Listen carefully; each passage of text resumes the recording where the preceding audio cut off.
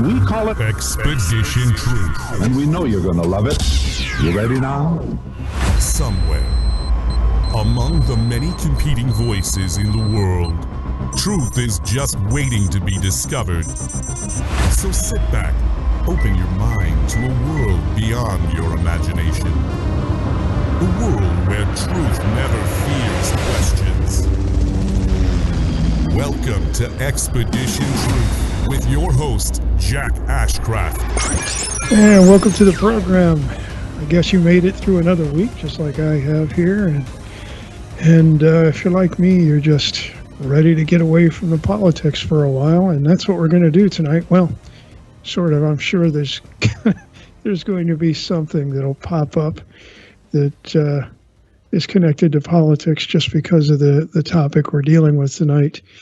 The Pope Francis has been quite a character, and I know that we're all aware of that.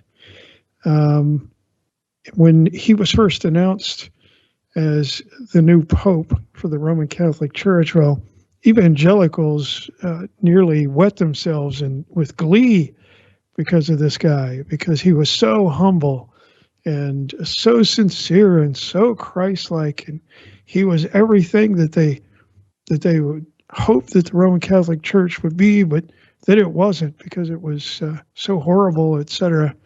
before Pope Francis came along. Well, to be quite honest, I was just as skeptical of Pope Francis as I was of any other pope, and that's because of the structure itself, Roman Catholicism. And Francis has not disappointed me. He has confirmed my suspicions and my expectations. He has said things that I think evangelicals would really, if they were aware, would take issue with. Things he's promoted have been gay marriage. Recently, he said, quote, "Marriage is marriage," end quote. It's quite a different thing for a supposed Christian to say. He's also advanced the idea of universal salvation. He's brought statue of Pachamama into the Vatican and actually participated in a worship ceremony with it. He's a very controversial guy, but what Francis is saying and doing isn't coming out of a vacuum. My guest tonight, you're all familiar with him. He's been here before. He's a longtime researcher and lecturer, mainly on issues pertaining to worldview philosophies and various religions. And he has authored many books and articles, has his own website. He's been published in apologetics journals and interviewed on radio and podcast programs. He's much sought after. His name is Ken Ammi. Ken, welcome back to the program. Thank you for having me. It's an honor. So, Francis, what I was saying is that he isn't coming out of a vacuum. The sorts of strange ideas that he's promoting, it's not like these are anything new for Rome, even though they might sound new, they're couched in new language. The Roman Catholic Church has never exactly been orthodox, has it, Ken? Well, it came from humble beginnings and then took a life of its own, really. So that's where it kind of went in its own trajectory. Mm-hmm. Yeah, I think when we look at the writings of the Church Fathers, we see a very different Church of Rome than what it developed into. What do you think were the first stirrings of its trajectory that led it to where it is now? Well, I'll read a little quote from the sixth canon of the Nicene Council. This is 325 AD. Let the ancient customs, okay, 325 AD, it's already ancient customs which exist in Egypt and Libya and Pentapolis remain in force, to the effect that the Bishop of Alexandria should have authority over all these, since this is customary also for the bishop who is in Rome, and similarly both as to Antioch and other provinces. So in other words, This is ecumenical council, or a declaration that it is an ancient custom that there's a bishopric, right? So a system of bishops, and that they each have equal authority. And that's the way the early church was. There were local pastors, and then there were bishops over the pastors. And so you have these regions. That's what they're saying here. The Bishop of Alexandria is over Egypt, Libya, and Pentapolis, just like the Bishop of Rome is over the localities under Rome, and the one at Antioch as well. So each one of the bishops had equal authority. That was just standard. It was it was well known, and it was agreed. Mm-hmm. But now, if you were to kind of plot out things in a map, you would find that there's kind of an east and west divide, with most churches being in the east and Rome, so the Bishop of Rome being in the west. And so when certain local disputes arose, let's say that the Eastern churches or the Eastern bishops would appeal to the Bishop of Rome, kind of as a third party, as it were, or in this case, like a fifth party. But then that also went the other way. Sometimes the Bishop of Rome would go to the Eastern bishops and say, we have this issue, can you help us with it? I mean, it was just kind of a back and forth, and no one had authority over anybody else. And that was anciently understood until that changed. And then one day, I mean, there's obviously a lot of history here. Like you said, we won't talk about politics, but it's church politics. Right. And so eventually, yeah, the Bishop of Rome decides, hey, you know what? I'm actually the universal bishop over all other bishops even. And that's really when things changed, especially because that caused the Great Schism, where the other bishops were saying, well, you have no authority to do that because we're all of equal authority. And then you have this divide, which led to what's known as the Orthodox Church versus the Catholic or Roman Catholic Church. Mm-hmm. Yeah, you also have the church in Utrecht, who much later, of course, not in the patristic era, but much later, they also rejected Rome's universal authority, and they had at one time been part of the Roman Catholic Church, and so I think they refer to them as ultrajectines. The Catholics who refused to accept papal infallibility and universal jurisdiction. But this concept of universal jurisdiction, if I recall right, it was Hippolytus who had issues with one of the bishops of Rome, who that Bishop of Rome was trying to assert universal jurisdiction. Are you aware of this? Off the top of my head, I don't recall exactly what the situation was, but it was not uncommon that from the very time the Bishop of Rome attempted to usurp universal authority, that there was opposition. Mm-hmm. Yeah, as a matter of fact, there were a group of Christians at that time who considered Hippolytus the Bishop of Rome, the rightful Bishop of Rome. And I think Roman Catholics to this day consider him an anti-pope, which is quite an insult in their world. But along with this universal jurisdiction, there were other things that sort of developed in Roman theology that were aberrant as well, weren't there? Sure, I'll give you a modern day example. Since I worked at a Catholic church, I was invited to an ordination of priests, and the local archbishop said about the priests and the priesthood, we are continuing the work of the Levites. I mean, that's interesting. I was stunned as a Jew and as a Christian, since I'm a Messianic Jew. I was, I felt like saying, what, are you Jewish now, huh? Are you Jewish? But besides, just the very concept of a priesthood that would continue the work of the Levites, which is offering continuous sacrifices for sin that are only, in a manner of speaking, temporary covers. Mm-hmm. Even if you say, well, the sacrifices actually forgave sin, still it was an ongoing thing. And incidentally, this is why you end up with the concept of the perpetual sacrifice of the Mass, because to them it is perpetually ongoing in a manner of speaking. Yeah. So that I was really stunned that that was the point of view, is that this is a continuation of a priesthood that was essentially fulfilled. I mean, Jesus is the priest after the order of Melchizedek, not the Levitical priest. Mm-hmm. Yeah, and Roman so that's Catholic, just a modern day example of the way that an archbishop understood his role and the role of the priest that he was personally ordaining that day. Mm-hmm. Yeah, Roman Catholic theology regarding the Mass is indeed that the Mass itself is the offering, literal offering of the literal body, blood, soul, and divinity of Christ again on the altar.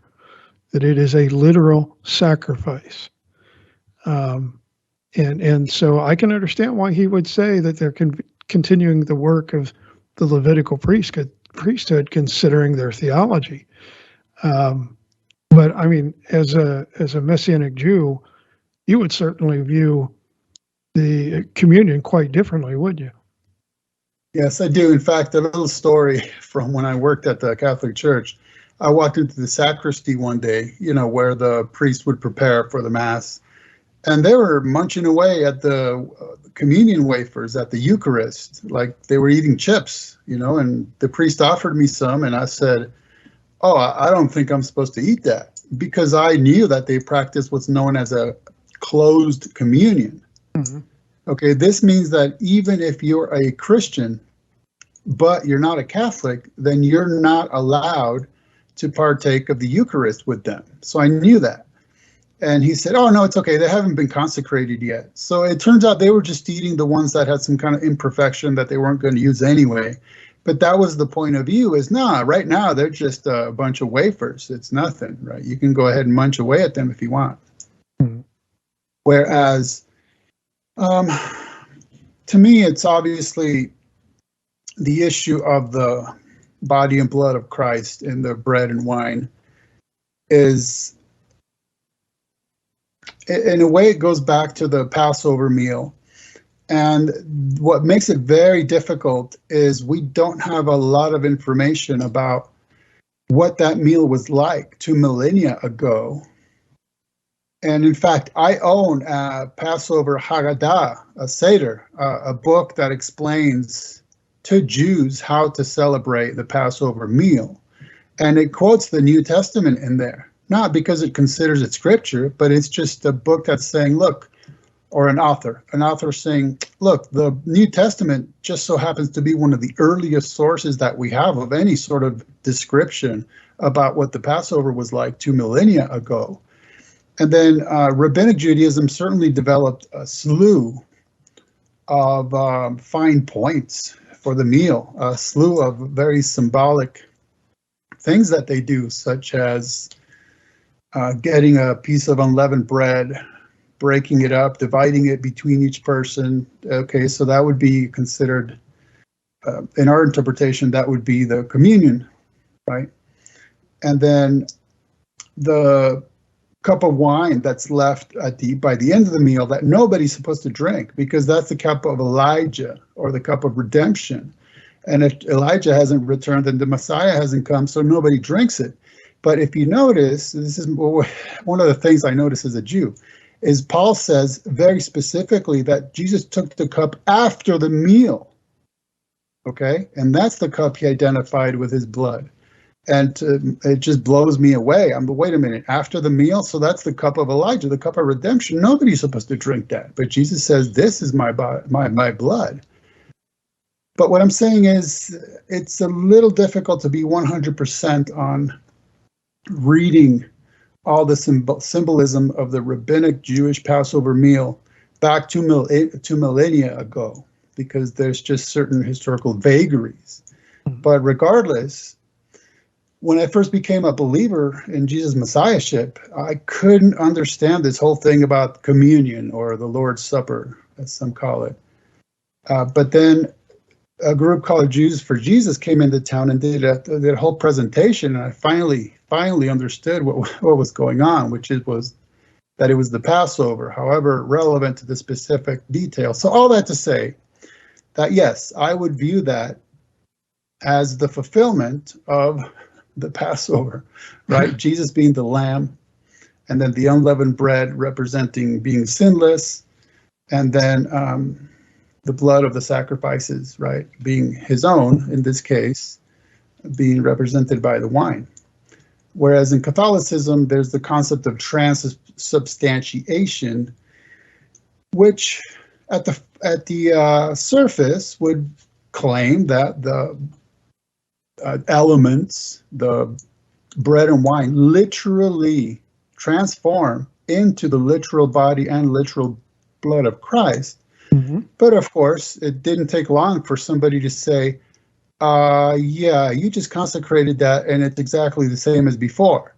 So then they say, yes, it's literally transformed, but under the appearance of bread and wine. Right, right. So they kind of had to dig themselves a little loophole there to show how they could claim it's literal, but it was obviously not. Yeah, and if you look in the writings of the early church fathers, you'll find a variety of opinions there. When you get to the ante-Nicene fathers, 200 and 300 years, into church history, there is some diversity of opinion there. Some seemingly take that literalist approach, but I think most took the position that it was symbolic. At least that's what I found in researching it myself. And I think that's probably what the apostles would have understood by it as well, when they celebrated the first one with Jesus himself. Wouldn't you say so? I would, especially when you consider, they're just sitting around eating the Passover meal, and Jesus starts identifying certain elements that are sitting right before their eyes, right, with his body and his blood, and obviously it would require a tremendous amount of much later theological development to even imagine that they were thinking, oh my goodness, this literally transformed under the appearance of. That would have just flatly never crossed their mind, honestly. Right. Now, there's some other practices that developed as well, and I was hoping you could speak to them. Let's start with prayer to the saints. Now, what I found in early church history was that there was a reverence of martyrs specifically, and they would ask those martyrs to pray for them while these martyrs were imprisoned. And they would collect the bodies or whatever was left, usually, of the martyr and take them back and bury them. And people held these martyrs in high esteem and with reverence because of their ultimate witness for their faith. But that's not what we see in Roman Catholicism. How did we get from there to actually praying to the saints? Well, I think we need to start with the concept of a saint. True. Right? You don't have prayers to saints unless you have saints. And the issue is that according to the New Testament, every single believer is a saint. Mm-hmm. Period. Full mm-hmm. stop. Because in the Bible, in the New Testament, a saint isn't some sort of extra particular, extra special, extra holy person who you can investigate their, as Catholicism does. You can investigate their lives. You can verify their piety, their piety, and their holiness and miracles. No, in the New Testament, it's just every believer's a saint. Okay, so now Catholicism decides that certain people are maybe not supremely saintly, but well, what I mean is that even if they were to admit that, they would say, yeah, but these people are like super saints. And so we can have a different relationship with them.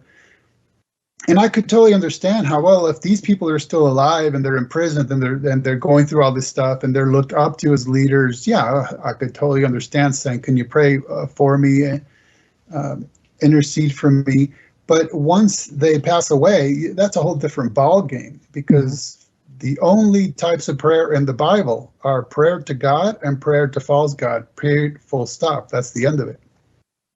And so there's no indication that the New Covenant, the New Testament, Jesus' gospel changed that to that now we can pray to dead human beings.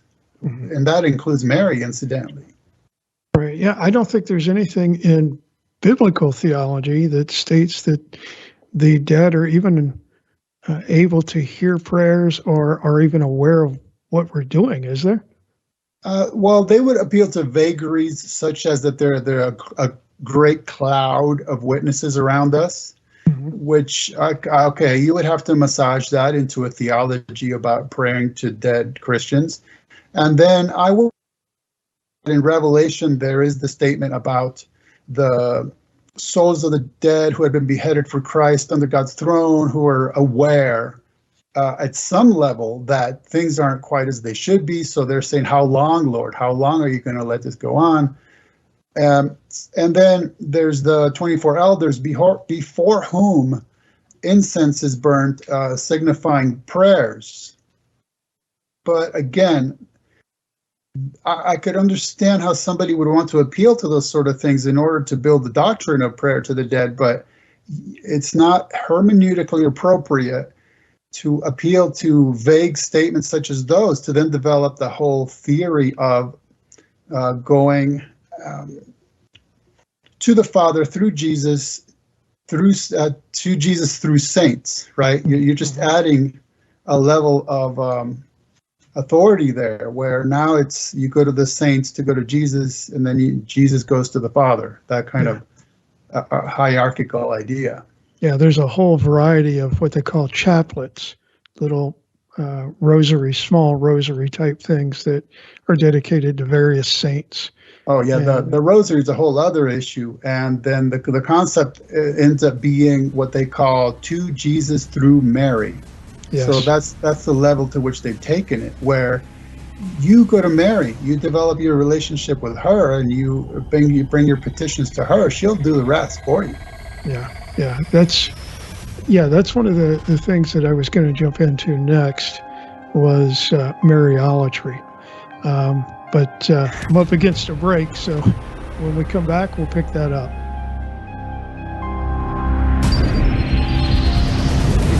You're listening to Expedition Truth with Jack Ashcraft. It's just good, clean fun. Intelligent talk for the discerning mind.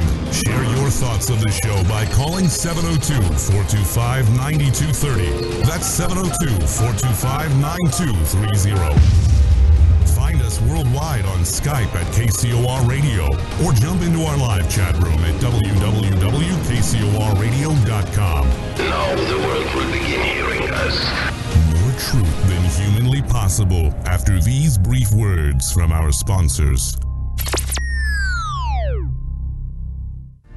Are you looking for a transcendent experience like no other? Then come join John M. Folick, a.k.a. The Traveling Nobody, every Tuesday at 9 a.m. Pacific, 12 p.m. Eastern, for Highest and Best Use. Take an awakened journey into the exploration of consciousness as John expands your mind into topics such as psychedelics, the collective unconsciousness, the nature of self, as well as the coherent structure of reality. Come join your host, John M. Folick, as he shares his adventures and insights through a kaleidoscope of modern psychedelic parables that will entertain you, make you think, and maybe even enlighten you. So you might wonder, who am I? And I would say that I am who you are, and this is who we all are. I'm referring to some form of essence that animates the physical and material world. We all seem to be part of this same suchness. Highest and Best Use live every Tuesday at 9 a.m. Pacific, 12 p.m. Eastern, exclusively on the KCOR Digital Radio Network. Your highest and best use is just a show away.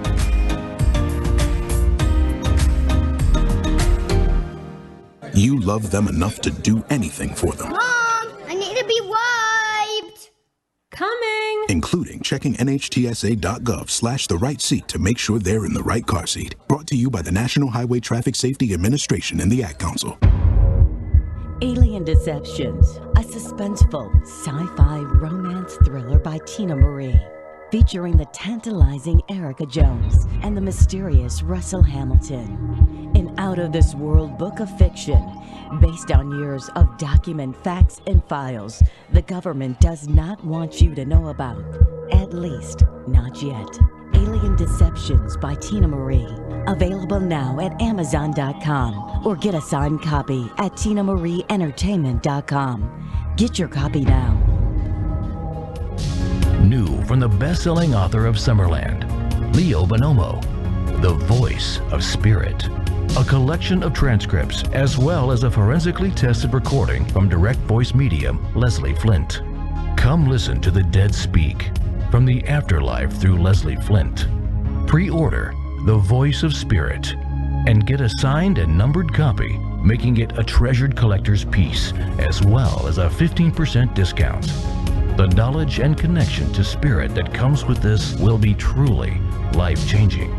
The Voice of Spirit, Leslie Flint recordings and transcripts by Leo Bonomo will be the most sensational book and set of recordings you'll ever own. To read stunning reviews of this book from some of the top spiritualists from around the world, as well as to order, go to www.leo-bonomo.com. That's leo-bonomo.com.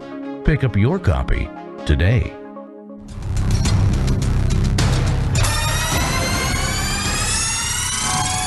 Welcome back to Expedition Truth. Expedition Truth. This place is incredible. Intelligent talk for the discerning mind. To be on the show live, call 702-425-9230. That's 702-425-9230. What are you waiting for? Worldwide callers, use Skype name KCOR Radio. Share your thoughts of the show on Twitter at KCOR Radio using hashtag KCOR. Even better, join like-minded individuals in our live chat room at KCORradio.com. Now, back to Expedition Truth with Jack Ashcraft, where the truth never fears questions. Welcome back. If you just joined us, we are discussing Roman Catholic heresies. And my guest is a frequent guest, actually, and a friend of the program, Ken Ammi. Before we get back into our topic, I want to remind listeners that the program is listener-supported. We rely on your financial gifts to keep the thing going.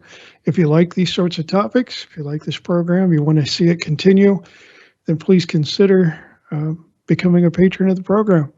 You can go to expeditiontruth.net. You'll find a link there to our Patreon.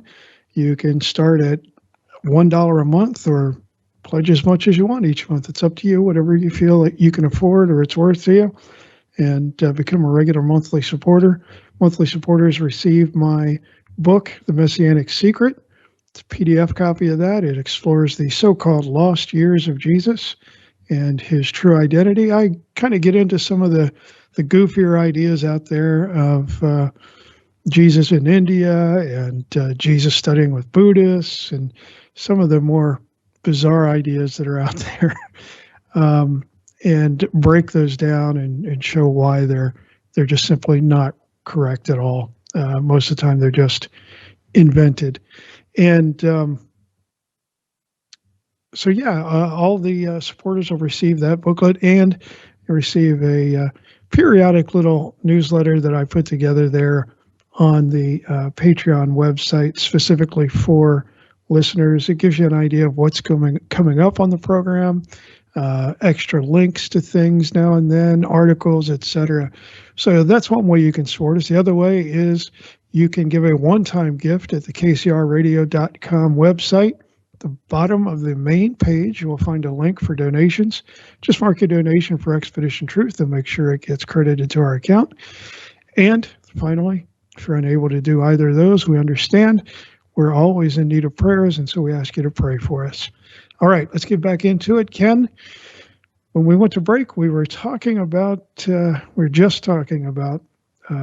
Mariolatry and this idea of Mary as an intercessor, but they take it far beyond just an intercessor, don't they? The issue is the way you phrased it is important, because they went from Mariology to Mariolatry, and that's a key distinction, right? Mm-hmm. So one would be like the study of Mary, and then the other would be, frankly, turning Mary into someone who would be irrecognizable even to herself. I had an ex-Catholic friend tell me, "Do you know why Mary is crying?" And I thought, well, that's a weird question. Do I know why Mary's crying? Right? And she said, well, she's crying because people are praying to her. Mm-hmm. And so Mary, the issue of Mariology and Mariolatry is touchy, because it's often stated that non-Catholics just have no regard or reverence for Mary, which I see as completely false. I think that, if anything, as non-Catholics, will actually have the accurate Mariology. In other words, we're not trying to make her into something that she was not. Mm-hmm. We're not trying to make her into somebody she herself would not recognize.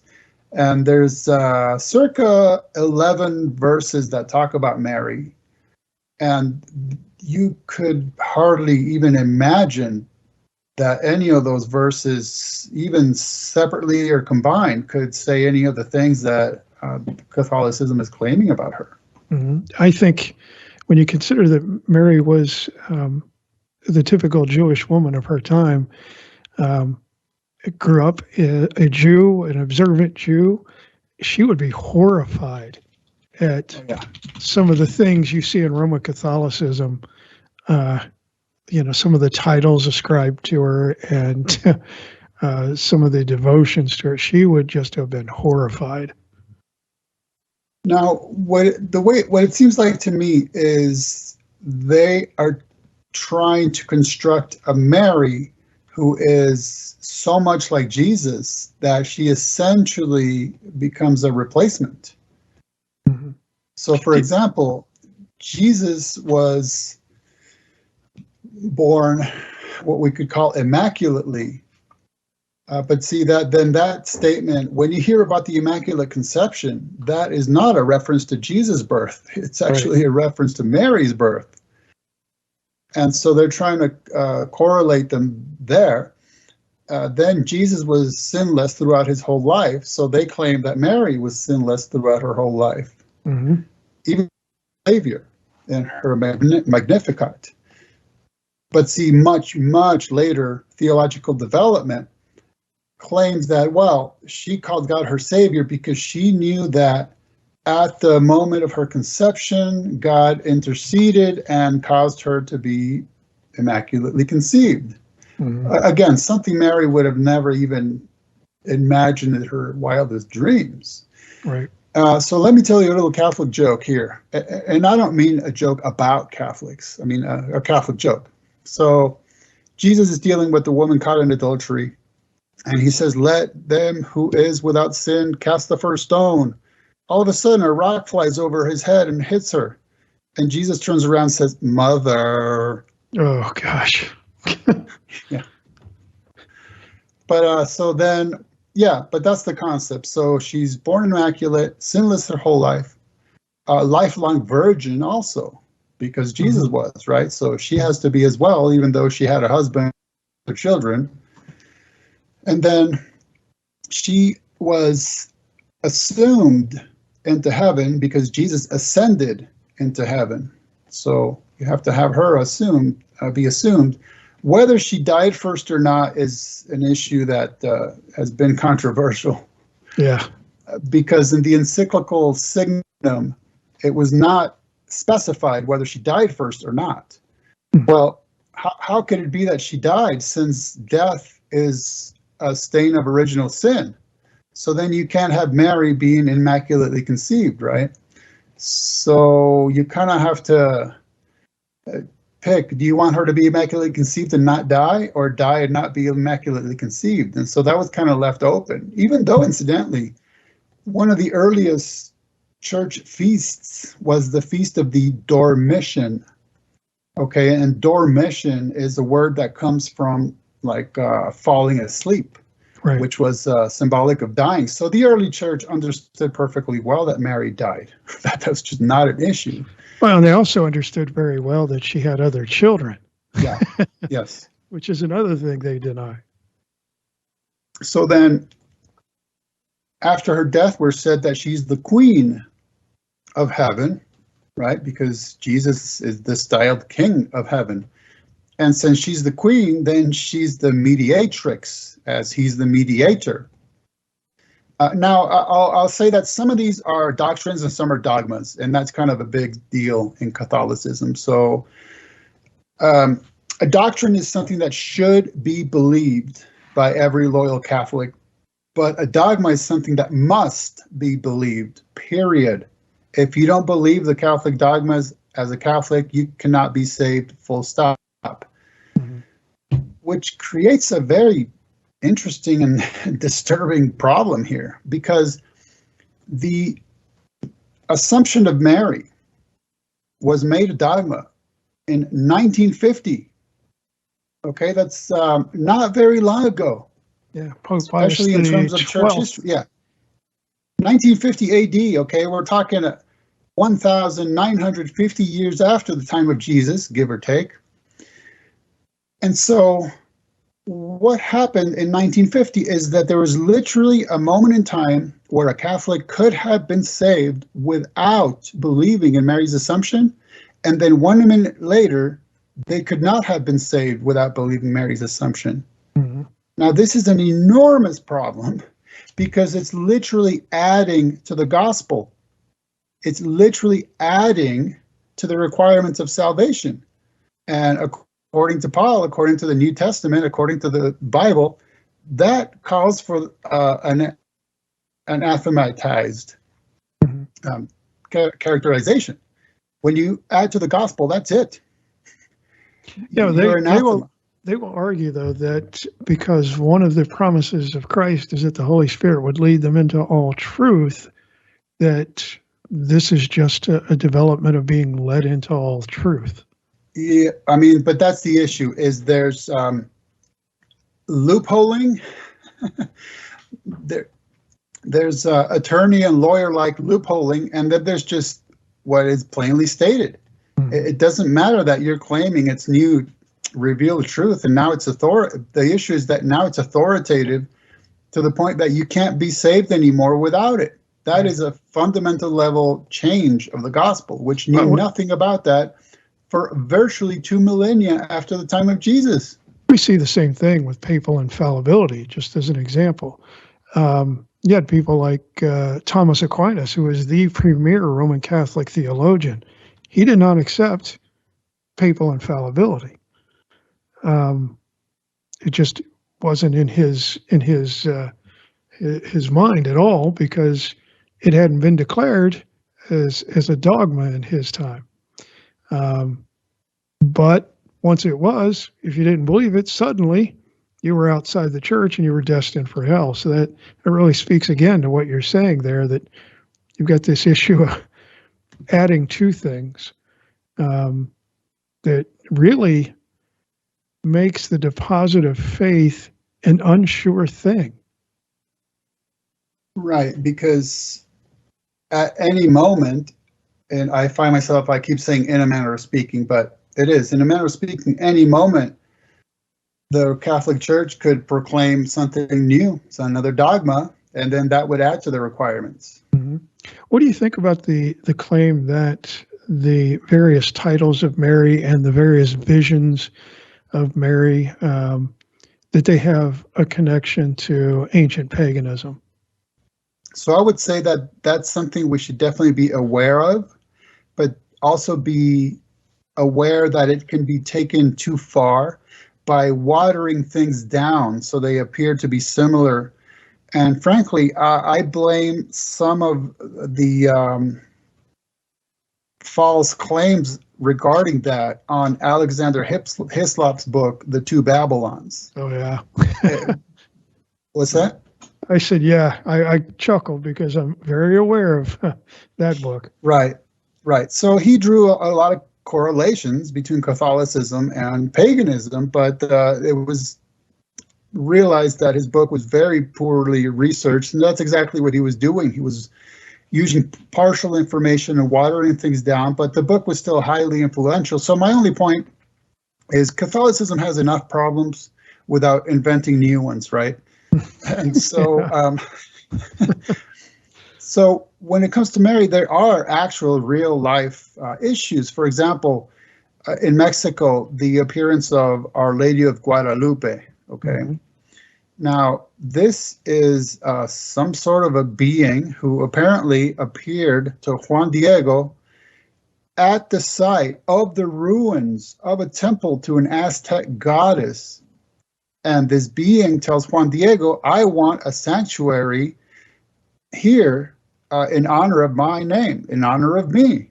Mm-hmm. Unfortunately, Juan Diego didn't know enough to say, honor of you? We honor Jesus alone. The Lord rebuke you, Satan, or something like that. So some of it is very real. To me, it's pretty obvious that a demon who, for some reason, enjoyed being worshipped as an Aztec goddess was getting bored and said, hey, I know, I'll just slap a label of Mary on myself. Do you know what the name of that Aztec goddess was? It was off the top of my head. Guadalupe. You can say that again. Yeah, Guadalupe. Yes, it was. Yeah, as you said, it was an indigenous deity that was worshipped on that spot. So it's kind of interesting that it's Our Lady of Guadalupe, Guadalupe. There's a definite connection there. Yeah, in fact, here in the Southwest, there was an art exhibit.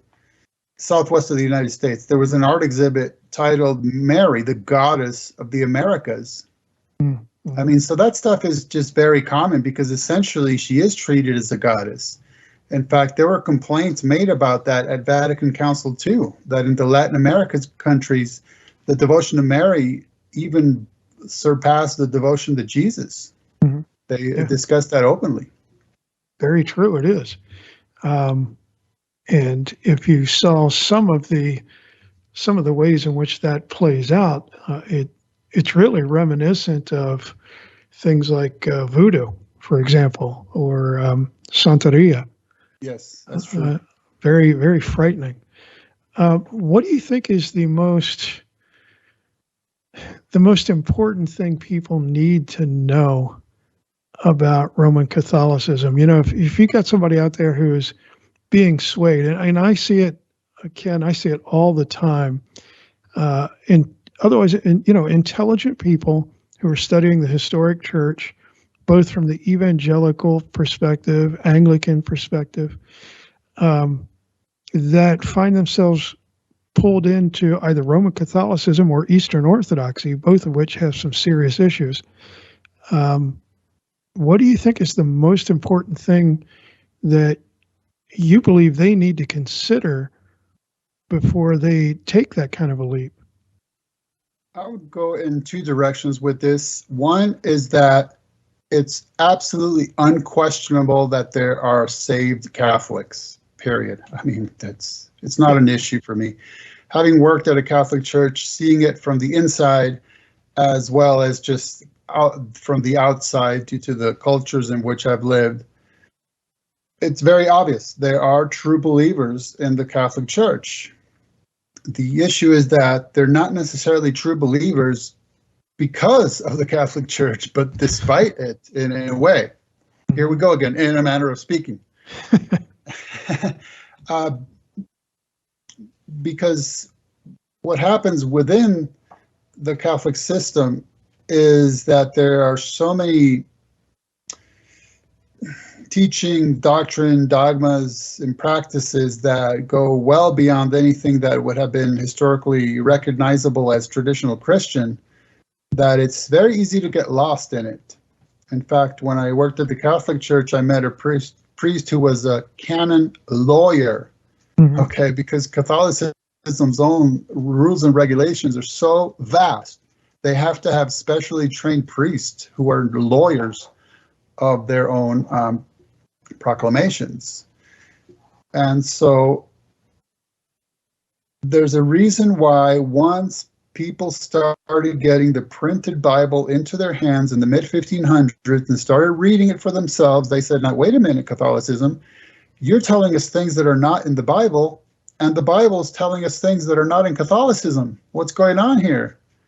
And that was terribly devastating to the Catholic Church, because their view was the Bible's meant for the priesthood, and the priesthood tells you what it says. You're not supposed to. It's not for the laity. So when people started getting the Bible into their hands, they started recognizing that there was something very, very wrong with what was going on. And in fact, that led to the official inclusion of the Apocrypha as what they call Deuterocanon, the Deuterocanonical Apocrypha, in an attempt to try to force something into the Bible that would somehow lend support to some of their views, such as imagining that they could read purgatory into Second Maccabees and things like that. So the most important thing would be that the Bible exists for a reason, and it is absolutely meant for the laity. There's just no question about that. From the oldest days, from Moses elucidating God's law to the people, from that we're called to meditate on God's word day and night, to Ezra reading it to the people, interpreting it, explaining it. It was absolutely meant for us, so that this is why it becomes the authority. So if the Bishop of Rome, the Pope, says, I'm going to infallibly declare ex cathedra that thus and such as that you can't be saved without believing in Mary's Assumption, you have every right to point to the Bible and say, not so. I don't care if I'm a nobody layperson. I have the authority in Jesus' name to tell the great Pope of Rome, not so. Mm-hmm. And that is very important. I think that's one of the most frustrating things, is that I see a lot of Catholics who are well-meaning, well-read, intelligent. They know Scripture fairly well, but they are so enslaved, I want to say, intellectually enslaved to and by the papacy, that even when Francis comes out and makes the most outlandish comments, they still will not say, well, this man isn't a Christian, even though he has made a multitude of statements that are clearly in opposition to Christianity historically, even in opposition to Roman Catholicism. And yet they're so enslaved to that system that they can't move beyond it. What do you think's behind that? I think a lot is behind that, definitely more than I could state in the 3 minutes we have left. But I would say that part of it, to me, is just sociology and anthropology, and in that you have to appreciate how convenient it is to be told, look, we got everything figured out for you, right? Mm-hmm. You don't have to rack your brain about every single little theological topic.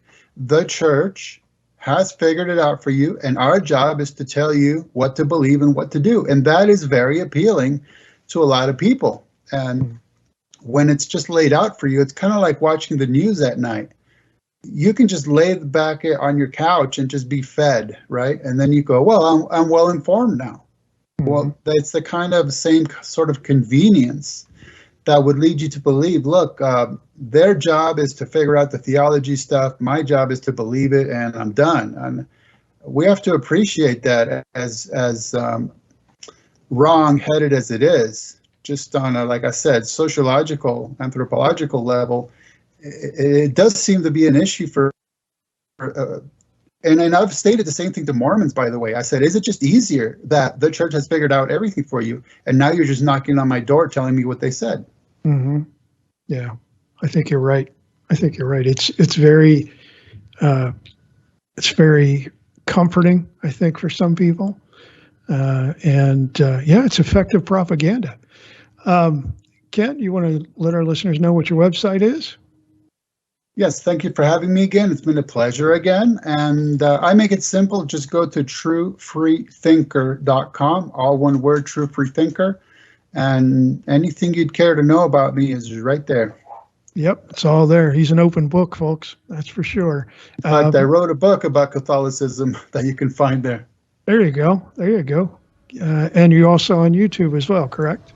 Yes, so all those links are there. All the social networking links are there. Right, and if you go to the Expedition Truth page on the KCRradio.com website, you'll find links to Ken Ammi's website, and you'll be able to get to his YouTube, and you'll get his book. Ken, thanks for being with us again. I really appreciate it. Thanks for having me again. God bless you all. God bless you, and that's it for tonight's expedition. God bless. You've been listening to Expedition Truth, hosted by Jack Ashcraft. It's time to believe in the unbelievable. Live every Thursday night, 4 p.m. Pacific, 7 p.m. Eastern, exclusively on the KCOR Digital Radio Network. For more information on Jack Ashcraft, the show, as well as his guests, please visit his website at www.paleoorthodoxy.com. Expedition Truth. Intelligent talk for the discerning mind. Why? Because the truth never fears questions. This is KCOR Las Vegas, home of the Digital Radio Network, broadcasting from a shack just south of Area 51. Wait, that doesn't exist. This is the KCOR